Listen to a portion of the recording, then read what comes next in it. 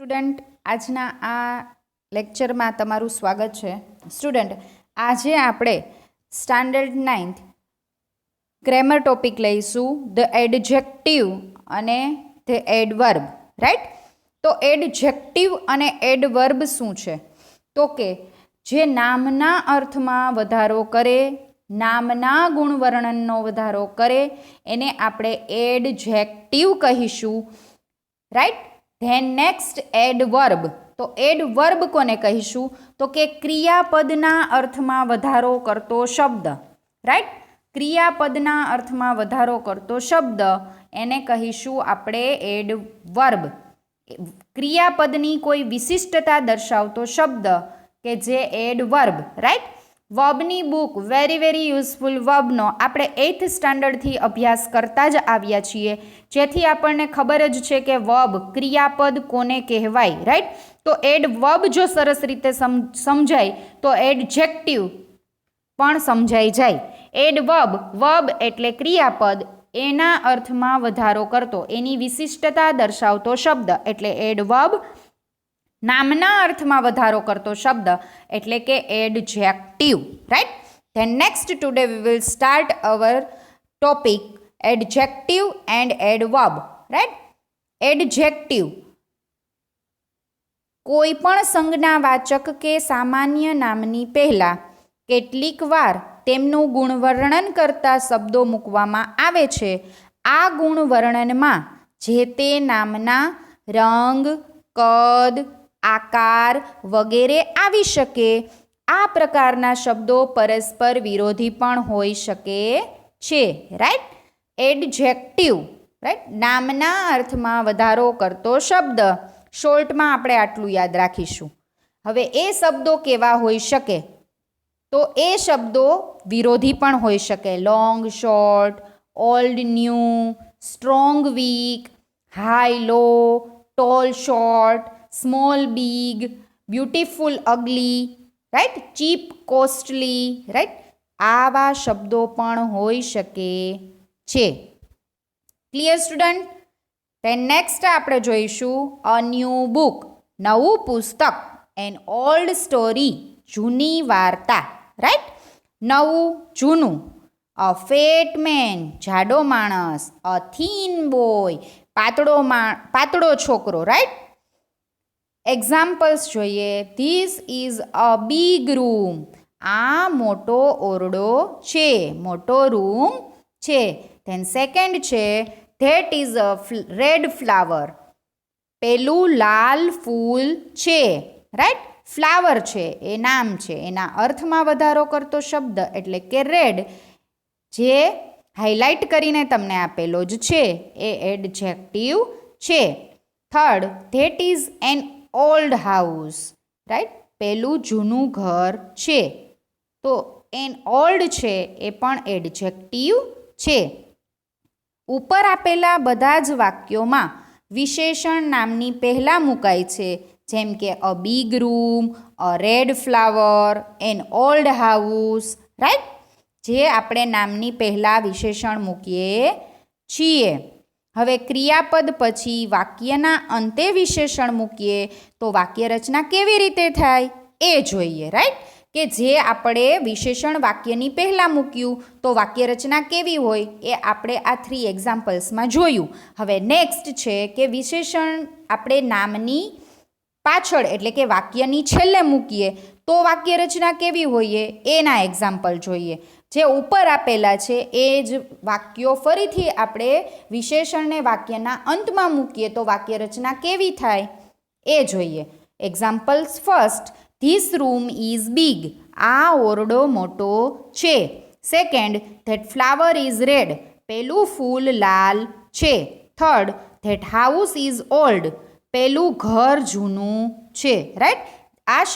આ વાક્યોમાં પણ વિશેષણ દર્શાવતો જે શબ્દ છે એ આપણે વાક્યના છેલ્લે મૂક્યો છે, જે તમને હાઇલાઇટ કરીને આપેલો છે. બિગ, રેડ, ઓલ્ડ એ બધા જ શું છે? વિશેષણ છે. હવે બંને પ્રકારના ઉદાહરણો પરથી સમજાયું હશે કે નામની પહેલાં વિશેષણ મૂકવામાં આવે તો વિશેષણના ઉચ્ચાર પ્રમાણે આર્ટિકલ એ કે એન આવે છે. That is an old house. Right, આ વસ્તુ આપણે યાદ રાખવી પડે, કારણ કે નિયમો હંમેશા આપણે યાદ રાખવાના હોય છે. વિશેષણ જો આપણે નામની પહેલાં મૂકીશું તો આપણે આર્ટિકલ એ અથવા એન મૂકીશું. હવે સેકન્ડ છે, વિશેષણ ક્રિયાપદ પછી મૂકવામાં આવે તો વાક્યના અંતે મૂકવામાં આવ્યું હોય તો વિશેષણ ક્રિયાપદ પછી જો આપણે મૂકેલું હોય તો કોઈ આર્ટિકલનો ઉપયોગ થતો નથી. એક્ઝામ્પલ છે that house is old. Right, હવે કેટલાક વિશેષણ અને તેના વિરોધી શબ્દો કે જે મેં તમને લિસ્ટ આપેલું છે. રાઈટ, તો એ તમે તમારી ફેરબુકમાં જ્યારે આ ટોપિક લખો ગ્રામર બુકની અંદર ત્યારે તમારે બધા જ આ જે વિશેષણો અને તેના વિરોધી શબ્દો છે એ કમ્પલસરી લખવાના જ છે, કે જેથી કરીને આપણે સ્પેલિંગની ભૂલોને સુધારી શકીએ. રાઈટ, આજના આ બંને ટોપિક જે એડજેક્ટિવ અને એડવર્બ છે એ તમારે ગ્રામર બુકમાં સરસ રીતે બધું જ સમજૂતી સાથે લખવાનું છે, અને આ વિશેષણો અને તેના વિરોધી શબ્દો પણ લખવાના છે. જેવી રીતે આપણે સમજતા જઈએ છીએ એવી જ રીતે સાથે સાથે તમે લખી શકો છો. સરસ મજાના આ શબ્દો તમને આપેલા છે. રાઈટ, કે જે વિરોધી શબ્દો છે અને આપણે એડજેક્ટિવ તરીકે આ વિરોધી શબ્દોનો ઉપયોગ કરીએ છીએ.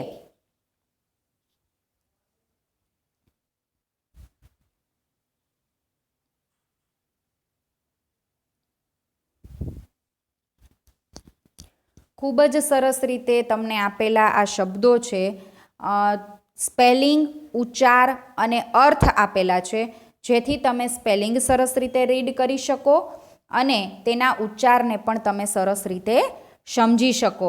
ઘણા બધા મોટાભાગના વિશેષણોને આપણે આ આપેલા જે તમને છે વિડીયોની અંદર એમાં સમાવેશ કરી દીધેલો છે, કે જેથી તમે એ યાદ રાખી શકો અને એક્ઝામની અંદર જ્યારે પણ તમને આ ટોપિક પૂછાય ત્યારે તમને એ શબ્દ જોઈને ખ્યાલ આવી જાય કે એ એડજેક્ટિવ છે કે એડવર્બ છે. રાઈટ, ક્યાં એડજેક્ટિવ લગાડવું, ક્યાં એડવર્બ લગાવવું, એ તમને આઈડિયા આવી જાય. તમને એક્ઝામની અંદર પેરેગ્રાફમાં પૂછાય છે. રાઈટ, 8th સ્ટાન્ડર્ડની અંદર આપણે વર્કશીટ ઘણી બધી કરી ચૂક્યા છીએ, જે તમે સાચવીને રાખેલી હશે તો એમાં પણ તમે જોઈ શકશો કે પેરેગ્રાફની અંદર તમારે આર્ટિકલના ફેરફાર કરવાના થાય, એડજેક્ટિવ કે એડવર્બના ફેરફાર કરવાના થાય, કે તમારે નાઉન કે પ્રોનાઉનના ફેરફાર કરવાના થાય. રાઈટ, બ્લેન્ક્સ આપેલી હોય, બાજુમાં 2 ઓપ્શન આપેલા હોય, તો એ ઓપ્શનમાંથી તમારે એડજેક્ટિવ ક્યાં મૂકવું અને એડવર્બ ક્યાં મૂકવું એ તમે સમજી શકો. એના માટે આજે આપણે આ 9th સ્ટાન્ડર્ડની અંદર પણ બંને ટોપિકને ફરીથી રિવાઇઝ કર્યા છે, રિપીટ કર્યા છે, કે જેથી તમે સરસ રીતે પ્રેઝન્ટેશન કરી શકો. હવે આ એડજેક્ટિવની એક્સરસાઇઝ છે એ જોઈએ. Fill in the blanks with the correct adjectives. Right, બ્લેન્ક્સની અંદર તમને એક્સરસાઇઝની અંદર થોડી બ્લેન્ક્સના મેં આન્સર્સ આપેલા છે, જેથી હું તમને સરસ રીતે એ બ્લેન્ક્સને કઈ રીતે તમારે લખવી એ સમજાવી શકું.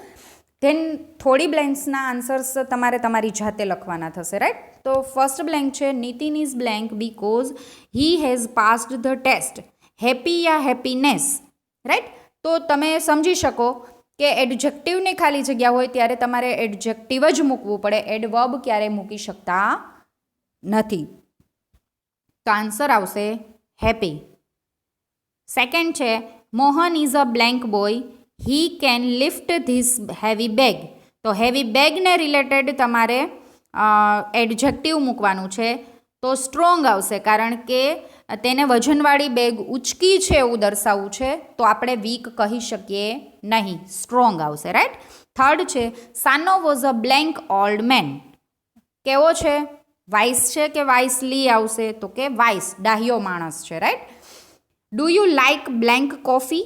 કોફી કેવી છે, ઠંડી છે કે ઠંડાથી છે, તો આપણે લખીશું કોલ્ડ. ફિફ્થ છે is these news true or false. False છે કે ફોલ્સલી, તો આવશે ફોલ્સ. સિક્સ્થ છે do you get blank drinking water in your village. Pure water આવશે કે પ્યોરલી. પ્યોર છે કે પ્યોરલી છે? તો આન્સર આવશે પ્યોર.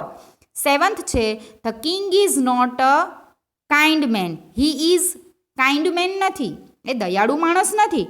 તો ક્રુઅલ આવે કે હેપી આવે? તો આન્સર આવશે ક્રુઅલ. 8th છે what a blank scene this is. Beauty yeah beautiful? તો આન્સર આવશે બ્યુટીફુલ, કારણ કે આપણે એડજેક્ટિવ લખવાના છે, રાઈટ. નાઉન, નામના અર્થમાં વધારો કરતો શબ્દ આપણે લખવાનો છે. 9th છે was the test easy or blank? Answer આવશે ડિફિકલ્ટ, અનઇઝી ન આવે, રાઈટ. 10th છે gold is not cheap, it is very blank. Cost કે કોસ્ટલી? તો આન્સર આવશે કોસ્ટલી, રાઈટ. એ સસ્તું નથી. કેવું છે? મોંઘું છે, રાઈટ. કોસ્ટલી એટલે મોંઘું થાય, કોસ્ટ એટલે કિંમત થાય, રાઈટ. તો આપણે આવશે કોસ્ટલી. 11th, 12th, 13, 14, 15, 16, 17, right. આ બધી જ બ્લેન્ક્સ તમારે 18th, 19th અને 20th, રાઈટ, ત્યાં સુધી બધી જ બ્લેન્ક્સના આન્સર્સ તમારે તમારી જાતે લખવાનો પ્રયત્ન કરવાનો છે. આઈ હોપ કે તમને સરસ રીતે આન્સર્સ લખતા આવડી જશે, જો સરસ રીતે તમે આ ગ્રામર ટોપિકને સમજ્યો હશે તો, રાઈટ. તેન નેક્સ્ટ ટોપિક છે એડવર્બ. નામનો ગુણ દર્શાવતા શબ્દને આપણે એડજેક્ટિવ તરીકે ઓળખીએ છીએ. તેવી જ રીતે વર્બની કોઈ વિશિષ્ટતા કે પ્રકાર દર્શાવતા શબ્દને આપણે એડવર્બ કહીએ છીએ, રાઈટ. આ બંને ટોપિક 8th સ્ટાન્ડર્ડની અંદર તમને સરસ રીતે સમજાવેલા છે. જો તમે ગ્રામર બુક સાચવેલી હશે તો એમાં હશે જ, રાઈટ.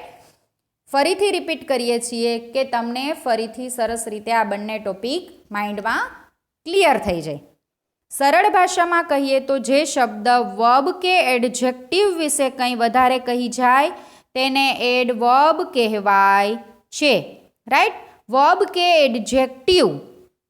એડજેક્ટિવ વિશે પણ કંઈ વધારે કહી જાય છે અથવા તો વર્બ વિશે પણ જો કંઈક વધારે કહી જાય છે તો એવા શબ્દને આપણે એડવર્બ કહીએ છીએ, ક્રિયા વિશેષણ, રાઈટ.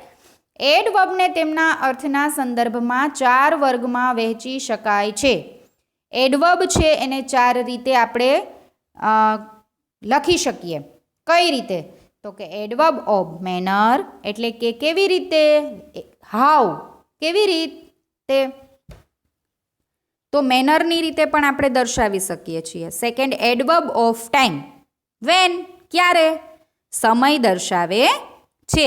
થર્ડ છે એડવર્બ ઓફ પ્લેસ, વેર, કે જે સ્થળ દર્શાવે છે. Adverb of degree, to what extent, તુલનાની કક્ષા દર્શાવે છે, રાઈટ.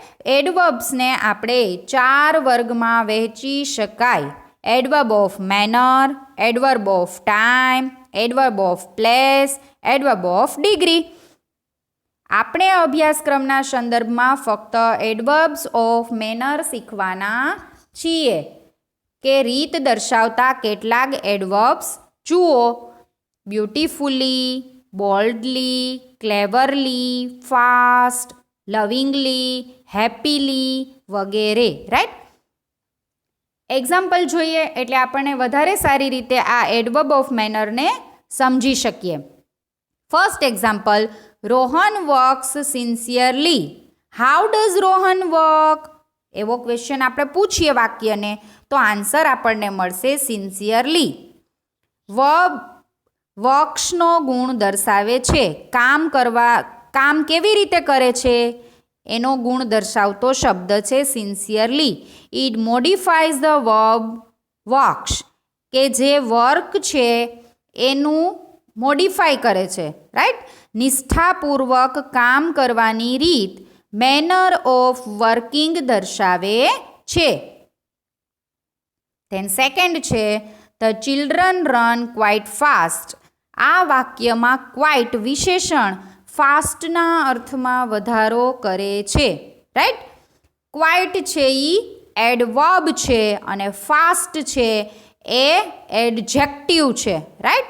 આપણે જોયું તેમ જે શબ્દ વર્બ કે એડજેક્ટિવ વિશે પણ કંઈ વધારે કહી જાય એને આપણે એડવર્બ કહેવામાં આવે છે, right.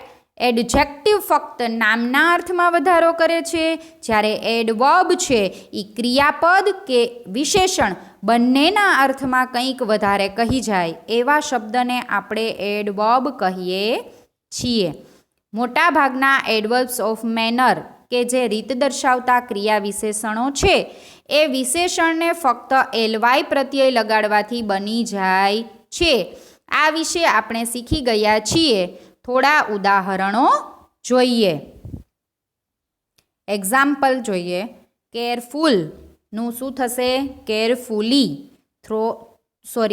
Thoughtful, thoughtfully. Clear, clearly. Beautiful, beautifully. Honest, honestly. Right. આ બધા એક્ઝામ્પલ છે. થોડા બીજા એડવર્બ્સ જે નીચે મુજબ બને છે એ જોઈએ. ઇઝીનું ઇઝીલી, લેઝીનું લેઝીલી, હેપીનું હેપીલી, ટ્રુનું ટ્રુલી. ધેન એડવર્બ્સ કે એડજેક્ટિવ્સ. હવે ઘણા શબ્દો એવા છે એ એડવર્બ્સ છે કે એડજેક્ટિવ્સ છે, તો એ સમજવા માટે આપણે વર્ડ્સ જોઈએ. ડીપ, હાર્ડ, રાઇટ અને ફાર. આ બધા શબ્દો એવા છે કે એડવર્બ છે કે એડજેક્ટિવ એ કેવી રીતે ખબર પડે? તો આપણે એક્ઝામ્પલ જોઈએ કે જેથી આપણે વધારે સારી રીતે સમજી શકીએ. Dig deep to find water. તો ડીગ ડીપ, રાઈટ, ખોદો ઊંડાણપૂર્વક કે જેથી આપણે વોટરને ફાઇન્ડ કરી શકીએ. તો એ એડવર્બ તરીકે યુઝ થયું છે, પરંતુ એડજેક્ટિવ તરીકે કેમ યુઝ થયું હોય એ કેવી રીતે ખબર પડે? તો વાક્યને વાંચીએ, સમજીએ તો આપણે સમજી શકીએ કે એ એડવર્બ છે કે એડજેક્ટિવ છે. The farmer dug a deep well. Right. Hard છે તો Irfan hit the ball hard, કારણ કે હિટ છે તો એડવર્બ તરીકે યુઝ થયું છે hard. It was a hard question paper. તો એ હાર્ડ આપણે ક્વેશ્ચન પેપરને રિલેટેડ છે તો એ એડજેક્ટિવ કહી શકાય. ધેન થર્ડ છે right. Turn right to go to Navneet. Turn right તો એ રાઇટના રિલેટેડ છે તો એ એડવર્બ છે. This is the right approach. તો એ રાઇટ છે એ એપ્રોચના અર્થમાં છે કે જેથી એ એડજેક્ટિવ કહી શકાય. Forth far. They run far into the forest. તો run far. The boy comes from a fair place. તો ફેર છે ફાર પ્લેસ. સ્પેલિંગ મિસ્ટેક છે, ફાર કરી નાખજો ત્યાં. Far place. તો એ ફાર છે એ પ્લેસને રિલેટેડ છે. રાઈટ. ધેન નેક્સ્ટ આપણે જોઈએ વેલ અને ગુડ. વેલ એ એડવર્બ અને એડજેક્ટિવ બંને તરીકે વપરાય છે. હવે વેલ છે એ એડવર્બ તરીકે કેમ વપરાય અને એડજેક્ટિવ તરીકે કેમ વપરાય એ આપણે સમજીએ. ફર્સ્ટ વેલ છે એ એડવર્બ તરીકે વપરાય સફળતાપૂર્વક કે શક્તિપૂર્વક. રાઈટ. તો એનું એક્ઝામ્પલ છે Rahul played well in the last test, કે લાસ્ટ ટેસ્ટની અંદર રાહુલ છે એ ખૂબ સારું રમ્યો હતો. ધેન વેલ છે એડજેક્ટિવ સંતોષકારક કે તંદુરસ્ત. તો એક્ઝામ્પલ જોઈએ. રાહુલ લુક્ડ વેલ ટુડે. આજે એ સારો દેખાય છે, સંતોષકારક કે તંદુરસ્ત દેખાય છે. રાઈટ. તો નોંધ આપેલી છે એ સમજીએ કે ગુડ હંમેશા એડજેક્ટિવ તરીકે જ વપરાય છે, જ્યારે વેલને બદલે કદી વાપરવાનું નહીં. રાઈટ. વેલ આપેલું હોય તો હંમેશા વેલ એડવર્બ તરીકે વપરાયું કે એડજેક્ટિવ તરીકે વપરાય એ આપણે ધ્યાન રાખીને લખવું પડે, પરંતુ ગુડ છે એ હંમેશા એડજેક્ટિવ તરીકે જ વપરાય છે. ધેન નેક્સ્ટ છે બેડ અને બેડલી. રાઈટ. તો બેડ હંમેશા એડજેક્ટિવ તરીકે જ વપરાય છે અને બેડલી હંમેશા એડવર્બ તરીકે જ વપરાય છે. Rahul felt bad in this matter as an adjective. Right. કે એડજેક્ટિવ તરીકે આપણે યુઝ કર્યું છે બેડ. હવે બેડલી છે તો એ ફક્ત એડવર્બ તરીકે જ વપરાય છે, ક્રિયા વિશેષણ તરીકે જ વપરાય છે કે Kanti did badly in the annual exam as an adverb, કે એ એડવર્બ તરીકે વપરાયું છે. એક્સરસાઇઝ જોઈએ એટલે આપણને વધારે સારી રીતે આ ટોપિકને સમજવામાં હેલ્પ મળે. Right. Fill in the blanks with the adverbs of manner. Adverbs of મેનરથી આપણે બ્લેન્ક્સ છે એને ફિલઅપ કરવાની છે. એક્ઝામ્પલ આપેલું છે you must do your work કામ કરવાનું છે, પણ કઈ રીતે, હાઉ? તો આન્સર આવશે ક્વિકલી, ઝડપથી. ફર્સ્ટ બ્લેન્ક છે ધ સોલ્જર્સ ફોટ, બ્રેકેટમાં આપેલું છે બ્રેવ, તો આપણે બ્રેવલી કહી શકીએ કે બહાદુરીથી એ લોકો લડે છે. સેકન્ડ છે do you blank like this school, બ્રેકેટમાં આપેલું છે રિયલ, તો આપણે કહી શકીએ રિયલી, ખરેખર તમને આ સ્કૂલ ગમે છે. થર્ડ છે શેખર વર્ક્સ બ્લેન્ક, કામ કરે છે, બ્રેકેટમાં આપેલું છે સિન્સિયર, તો આપણે કહી શકીએ સિન્સિયરલી, કાળજીપૂર્વક કામ કરે છે. ફોર્થ છે the old man walked blank on the road, બ્રેકેટમાં આપેલું છે કેરફુલ, આપણે લખી શકીએ કેરફુલી, કાળજીપૂર્વક, રાઈટ. ફિફ્થ છે the sun is shining blank, બ્રેકેટમાં આપેલું છે બ્રાઇટ, તો આપણે લખી શકીએ બ્રાઇટલી, તેજસ્વીતાથી ચમકે છે. સિક્સ્થ છે Bharat can blank lift this bag, બ્રેકેટમાં આપેલું છે ઇઝી, તો આપણે લખી શકીએ ઇઝીલી. સેવન્થ છે Birbal asked the minister not to talk, બ્રેકેટમાં આપેલું છે ફુલિશ, આપણે લખી શકીએ ફુલિશલી. ધેન એઇથ છે the cricket sang blank during the summer, બ્રેકેટમાં આપેલું છે હેપી, તો આપણે લખી શકીએ હેપીલી. નાઇન્થ છે you must plan your future, બ્રેકેટમાં આપેલું છે વાઇસ, આપણે લખી શકીએ વાઇસલી, રાઈટ, કે ડાહ્યા થઈને તમે તમારું ફ્યુચર પ્લાન કરી શકો છો. 10th છે the doctor has blank recommended this medicines, strong, તો આપણે કહી શકીએ સ્ટ્રોંગલી રિકોમેન્ડેડ, રાઈટ, કે આપણને સ્ટ્રોંગલી કહેલું છે કે આ મેડિસિન્સ તો તમારે લેવી જ પડશે. 11th the saint sat blank under the tree calm, that means શાંત, તો વૃક્ષની નીચે સંત બેઠા છે, હાઉ? કહી શકીએ ક્લેમલી, એટલે કે શાંતિથી બેઠા છે. 12th છે Mohan writes blank in this book, બ્રેકેટમાં આપેલું છે નીટ, આન્સર લખી શકીએ નીટલી, એટલે ચોખ્ખાઈથી બુકમાં લખે છે, રાઈટ. ધેન નેક્સ્ટ આપેલી બ્લેન્ક્સ છે એ તમારે જાતે જ લખવાની છે. આન્સર્સ તમે પેન્સિલથી લખશો તો ચાલશે. આજના બંને ટોપિકમાં સમજાવેલું બધું જ તમારે તમારી ફેરબુકમાં, ગ્રામરની ફેરબુકમાં લખવાનું છે, રાઈટ. સરસ રીતે આજના બંને ટોપિક સમજાઈ ગયા હશે. આઈ હોપ કે કંઈ ડાઉટ નહીં જ હોય, કારણ કે આપણે 8th સ્ટાન્ડર્ડના બંને ટોપિક છે. છતાં પણ જો તમને ડાઉટ લાગે તો એ ડાઉટ તમે તમારી નોટમાં નોટ ડાઉન કરીને રાખશો. નેક્સ્ટ જ્યારે પણ મળીશું સ્કૂલે ત્યારે આપણે સોલ્વ કરવાનો પ્રયત્ન કરીશું. અધરવાઇઝ ઝૂમમાં જ્યારે પણ આ ટોપિક તમને પૂછું કે આ ટોપિકમાં તમને કોઈ ક્વેશ્ચન છે ત્યારે તમે એ મને પૂછી શકશો, right. Thank you student. I hope કે બંને ટોપિક તમને સરસ રીતે સમજાઈ ગયા હશે.